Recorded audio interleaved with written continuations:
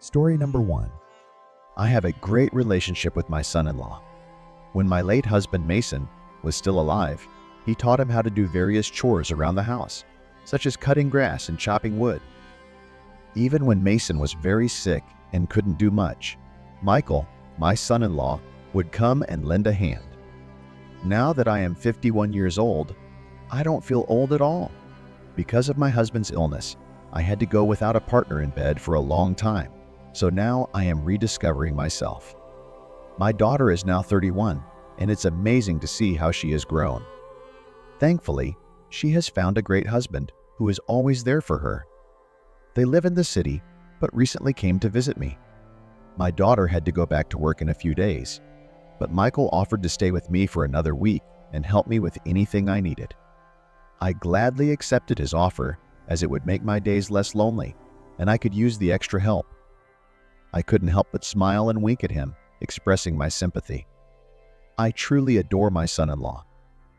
We used to swim in the pool together, and I remember him looking at me with admiration. Now when I see him, I can't help but think about how handsome he is. And when Anna mentioned that Michael could stay with me, I was relieved and started imagining all the things we could do together. It had been so long since I'd been with a man and longed for love that I could imagine anything. And here was this handsome young man spending an entire week with me. It was like a dream come true. All that was left was to plan it perfectly. The first night we were under the same roof, I couldn't sleep a wink. The next morning, I woke up feeling tired and empty. "Why don't we go to the river?" I suggested to Michael. "Sure, mother-in-law," he replied. We had spent most of the day out of the house, and as we sat on the riverbank, I noticed Michael furtively glancing at me. There was a glint in his eyes, and I sensed that he wanted more. I realized that our trip to the river had been worth it, and I decided to take action. That night, I prepared a bottle of wine and made some sandwiches. My son-in-law asked if there was anything he could do to help. I simply asked him to sit down and wait for a while. Everything was ready, and sitting down at the table, I said, "Poor son-in-law, let's get to know each other better, because frankly, it feels like we're not even related." Michael gladly offered to help me, and let me tell you, we had such a great time together that even the night seemed too short. The next day started the same as all the others, as if nothing had happened. And in the evening, my brother-in-law himself suggested, "Shall we continue yesterday's fun?" "Sure," I replied, and we went to the lawn under the tree to relax. Before that, my son-in-law and I had agreed that whenever he had free time, he would come over and help me because it can be quite boring and difficult without help. I will look forward to seeing him, ready to make delicious sandwiches and open a bottle of homemade wine and maybe even take another boat ride on the river. I am truly blessed to have such a wonderful relationship with my son-in-law, and I hope you all can experience the same with your own son-in-law. Story number 2. John was completely enchanted by Pamela. The young Southern woman was stunningly beautiful and had a knack for attracting the attention of men. By the age of 27, she had already been married twice and divorced twice. John couldn't understand how this could have happened to her in such a short time, since she was too young to be divorced so often. When John asked her about her ex-husbands, she just shrugged and said they couldn't handle her temper. And in some ways, they were right. After all, the girl was a hurricane in life and in bed. She was insatiable and always wanted more. Less than 6 months after meeting John and Pamela married. Until then, John knew almost nothing about Pamela's family. It wasn't until the day of the wedding that he met her father, a withdrawn man who seemed unfazed by the marriage. Her mother, on the other hand, was the complete opposite. After seeing her, John realized where Pamela got her looks and personality from. Rebecca, his mother-in-law, was simply stunning for her age. Men who happened to be in her neighborhood couldn't help but be charmed by her long white hair, expressive facial features, and penetrating gaze. But it was her beautiful body that attracted them even more. She liked to wear short skirts and dresses with large necklines. Along with her provocative appearance, her behavior matched it. She was used to being the center of attention and believed that everyone owed her something. The idea that she belonged to the royal lineage had long been ingrained in her mind. She never held back her thoughts and was bold enough to speak her mind. When she first saw John, she had arrogantly remarked, "Pamela? Another one, eh? Well, let's see how long you hold out, handsome." With those words, Rebecca turned on her heels and sped away, leaving John with mixed feelings and thoughts. Pamela reassured her husband, asking him not to be offended by her mother's words, and attributed them to her unique sense of humor. However, it soon became clear that there was no humor involved. Despite this, the wedding itself was delightful, and during the honeymoon, John managed to forget about the statements of his mother-in-law for a while. However, after the trip, Pamela informed him that her parents had invited them to their house for dinner, as much as the man did not want to spend the last weekend before work alone with his wife, but he had to agree. He didn't want to upset his lovely wife. Their new relatives lived in a spacious private house, a 5-minute walk from the sea. They used to rent apartments to vacationers, but this year they decided to take a break and enjoy the peace and quiet, leaving the 3-story house almost empty. Spending time in a small family circle liked John much more than socializing with his wife's relatives at the wedding. During this time, he saw a different side of his father-in-law and mother-in-law. Although Rebecca still had an arrogant demeanor, her jokes and style of conversation no longer struck John as rude or inappropriate. John kept his eyes on his mother-in-law. Even in the evening, when the temperature dropped a little, she wore a dress that showed off her shoulders, and her long, slender legs were adorned with fashionable sandals.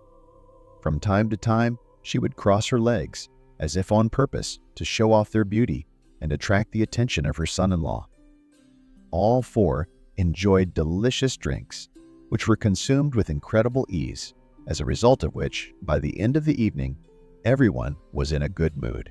The father-in-law went out to smoke and dispose of the empty bottles, inviting John to keep him company. It was the first time he had taken a personal interest in him, and John couldn't refuse. As they stepped aside and lit a cigarette, father-in-law scrutinized his son-in-law before uttering a short sentence. "Be careful," he warned. "With what?" John inquired.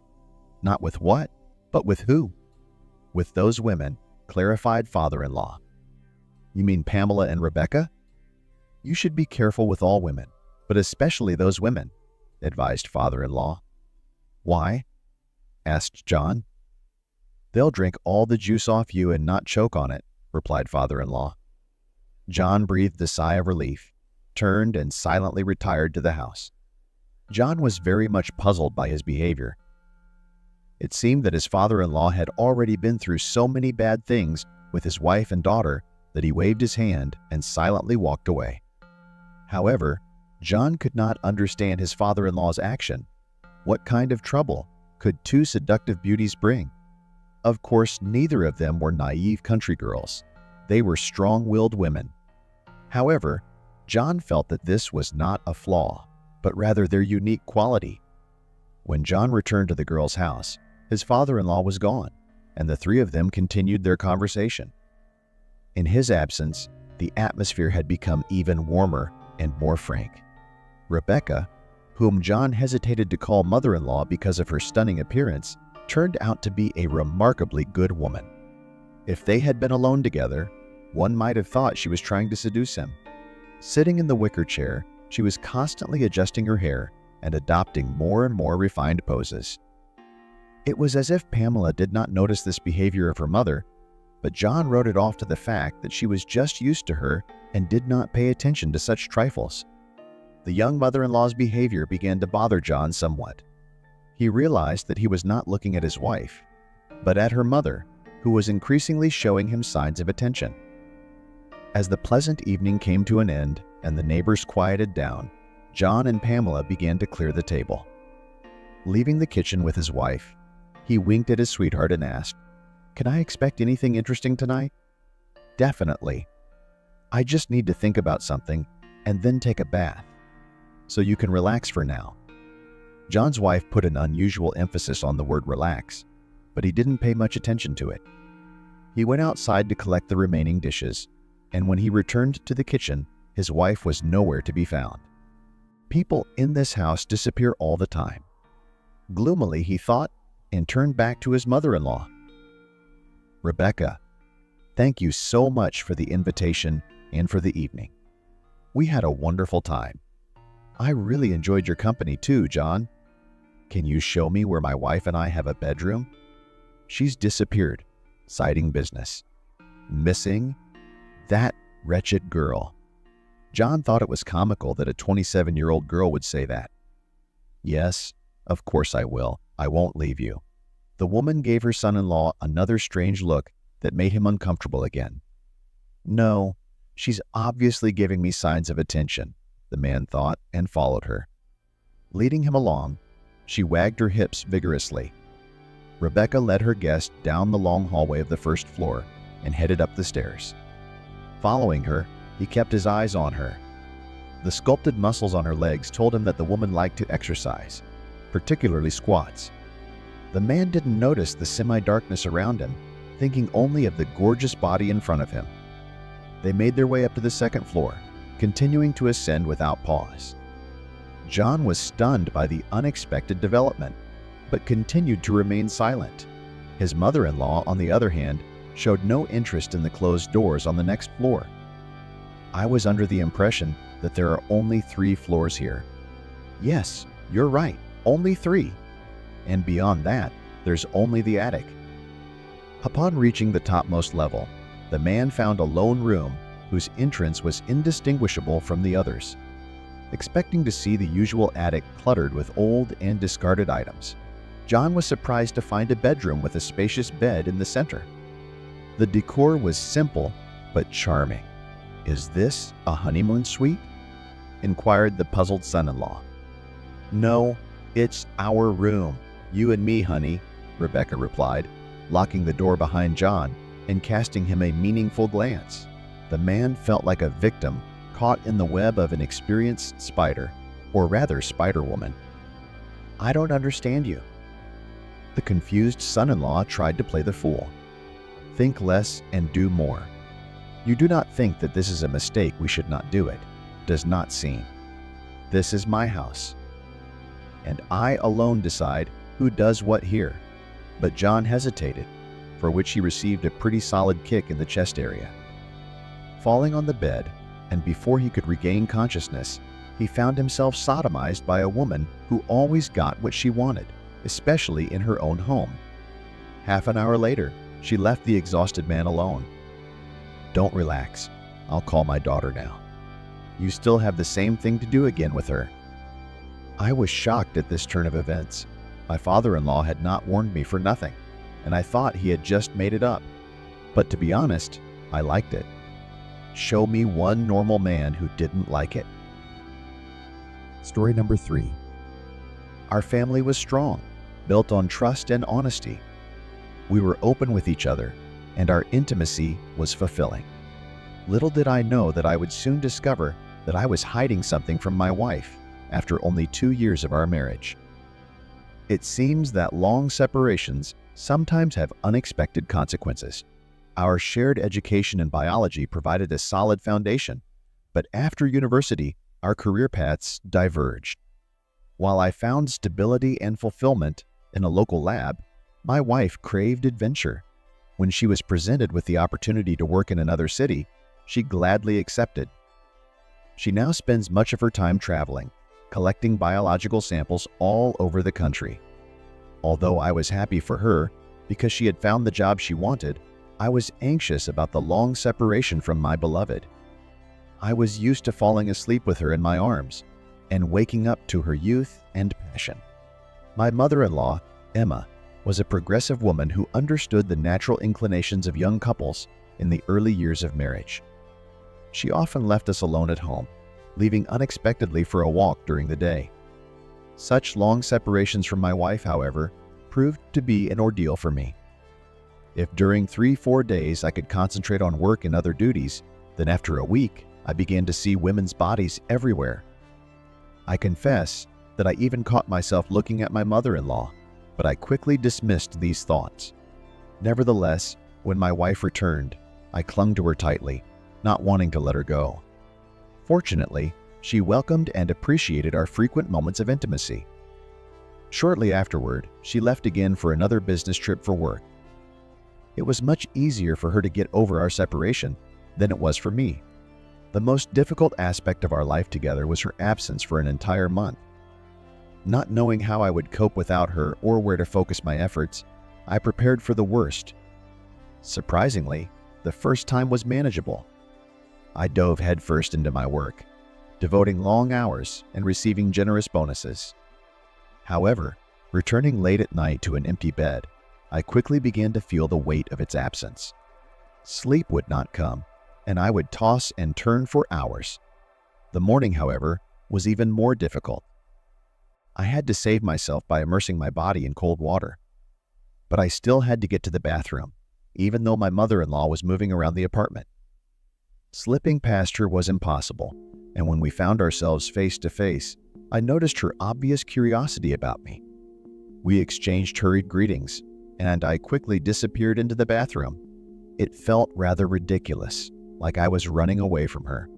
Surprisingly, my mother-in-law remembered the moment too.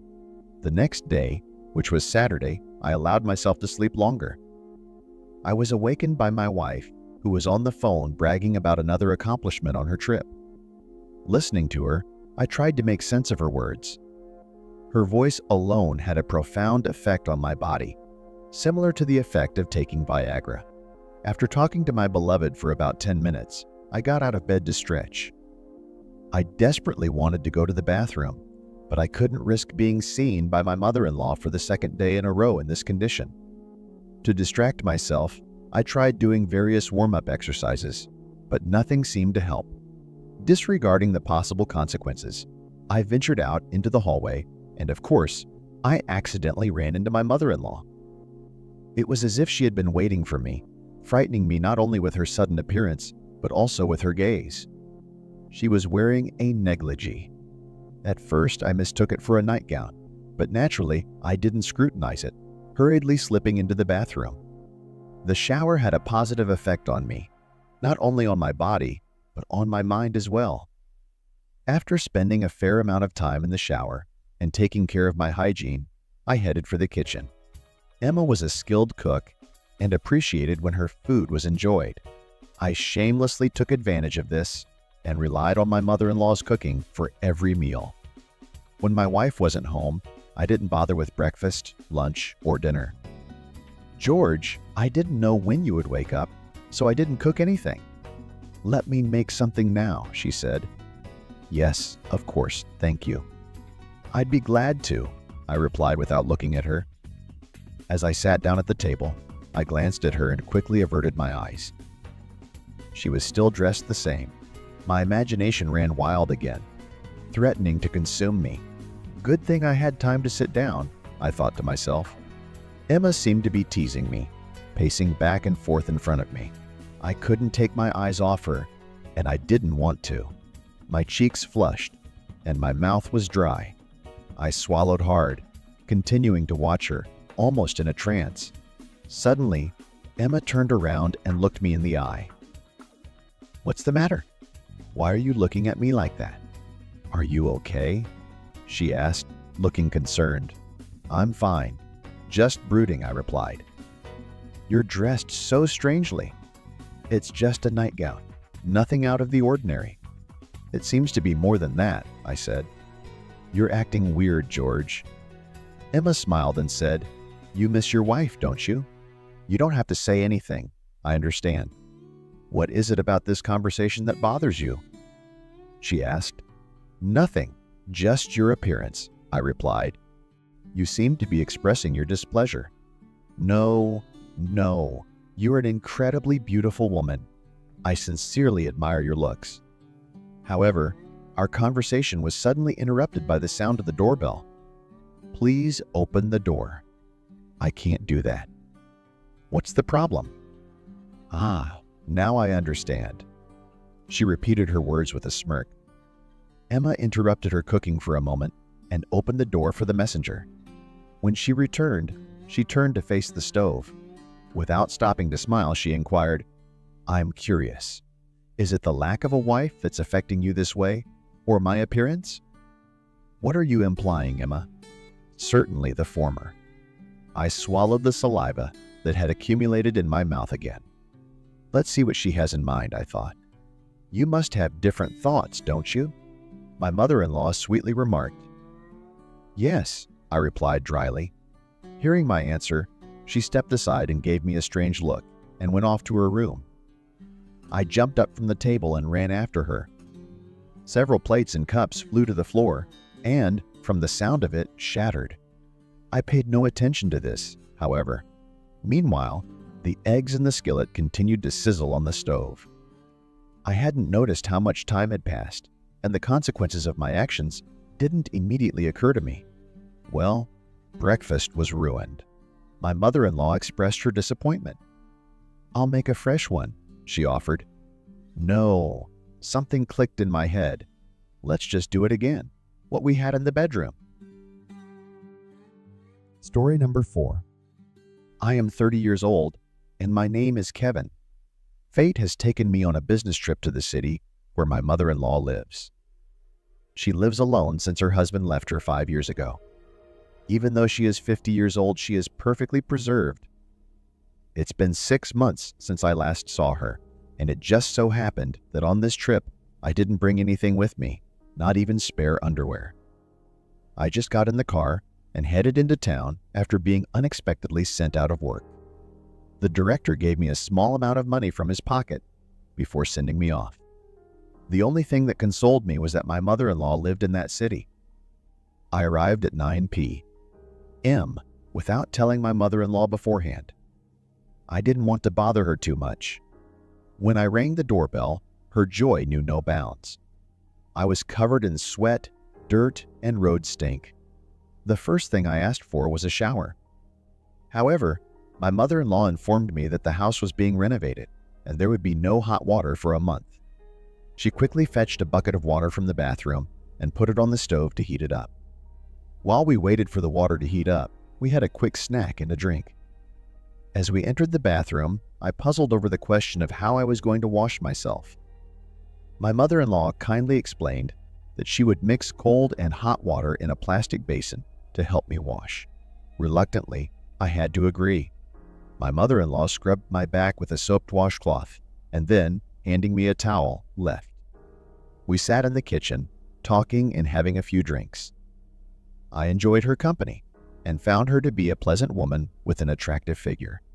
I suggested we have a drink together, and she jokingly remarked that it might lead to a kiss with her son-in-law. I poured us both a drink, and we did kiss. I really wanted to. It was a nice moment spent with my mother-in-law. She expressed some hesitation in warning me about the dangers of drinking with my son-in-law. She confessed that she had admired me for a long time and finally had the courage to share her feelings. I took her hand, and we moved to a secluded spot in the apartment. The next thing I knew, I woke up to the ringing of my alarm clock. It was 7 in the morning, and I had to rush to work. Before leaving, my mother-in-law made me breakfast. I promised to come back in the evening to continue our love story. As I walked down the steps to the street, my heart was pounding with anticipation. When I entered the hallway, I was greeted by my mother-in-law, dressed in a beautiful robe. She asked me if I wanted to eat now or later, after relaxing with her in the bedroom. I quickly decided I would eat later, and she smiled back at me. My mother-in-law then fed me, as I was hungry as a wolf. As I contemplated the future, I realized that our relationship had changed forever. I realized that I would visit my mother-in-law many more times, and that she had become more than just a mother-in-law to me. Each visit is sure to bring new pleasant stories. This meeting with my mother-in-law made me realize that not everything was perfect in my family life. I finally decided to confess everything to my wife, who surprisingly understood my desire for variety. She even said that you'd rather do it with my mom than with other people's girls. She was glad, because my mom had not had a man for a long time, and I helped her a lot. That's how we live. Don't judge harshly. Everything happens in life. Story number 5. This incident involving my mother-in-law happened not too long ago, but it will remain in my memory for the rest of my life, especially since I am only 23 years old and in the beginning stages of my married life. I have always had a soft spot for my mother-in-law. Despite being a little overweight, she is a very attractive woman. We live in a large house where my wife and I share a mother-in-law. I often watch her tending the garden, and she does it with such grace, as if she knows I am watching her. Although we live with the three of us, my wife's non-native Uncle Michael often comes to visit, and he and my mother-in-law enjoy spending long evenings together. When Uncle Michael stays overnight, it feels like a special occasion to me, as my wife tries to keep me awake at such times. One day, my mother-in-law and Uncle Michael came home late after an outing and proceeded to drink in the kitchen. At this time, I was lying on the couch in the hallway because of an argument with my wife. My mother-in-law retired to her bedroom, and Uncle Michael stayed in the kitchen and got so intoxicated that he left without saying goodbye to my mother-in-law. I was deeply upset when I realized that my wife would not be joining me tonight to resolve our differences. I did not yet know what would happen that night. In the middle of the night, my mother-in-law woke up and started looking for Uncle Michael. From the sound of her voice, she was about to enter my room. When she came in, she saw me lying on the bed, but because of the darkness, she couldn't recognize me. She said, "Michael, is that you?" I decided not to say anything, so I pretended to be asleep, not wanting to embarrass her.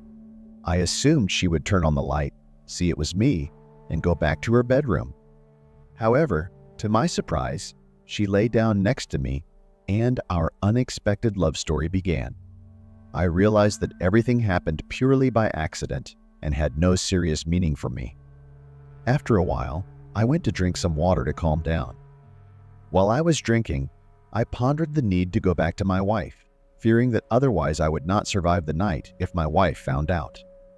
I went back and lay down next to my wife, and as if to spite my wife wanted to make up with me. I felt completely exhausted. I was like a squeezed lemon after that unexpected meeting with my mother-in-law. Exhausted, I woke up around lunchtime and found the girls happily cooking in the kitchen. In search of fresh air, I went out onto the porch. When I returned, I found that the girls had already set the table, and both were looking at me with satisfied smiles. It was such an intriguing real-life story that I couldn't imagine it could happen. It turns out that everything is my mother-in-law's fault, and I am a victim of circumstances. Of course, I would like to believe that.